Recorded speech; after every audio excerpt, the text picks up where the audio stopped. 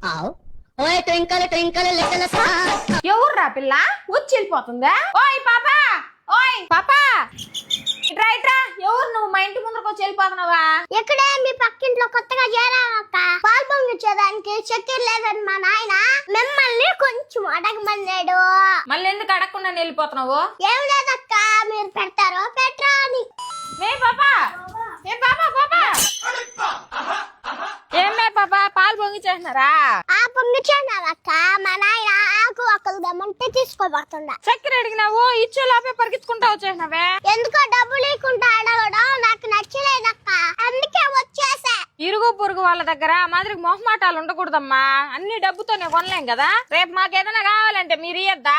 ఇచ్చేదానికి మా దగ్గరే ఉందక్క. మేము చాలా పేదవాళ్ళము. లెక్క ఆడితే కానీ దొక్క ఆడిని బతుకులు మావి. అయ్యో చిట్టు తల్లి, నువ్వు అలా అనకరా, నాకు బాధ వేస్తుంది. ఇంతకీ మీ నాయన ఏం పని చేస్తారా? ఏం పని అక్క, మాకు 4 బర్రెలు ఉన్నాయి. 4 బర్రెలు ఉన్నాయా? అమ్మో, నెలకి ఎంత వస్తుందిరా మీకా? ఎంత వస్తుంది అక్క?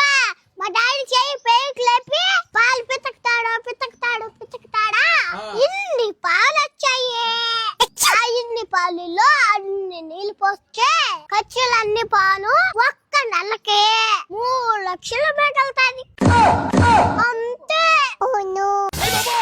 అమ్మా, నువ్వు నెలంతా సంపాదించిన 3000 మొగలు పెట్టలేవమ్మా. అవునరా, మళ్ళీ నేను చేసేది సాఫ్ట్వేరు. మా డాడీది హార్డ్వేర్ పనులే అక్క.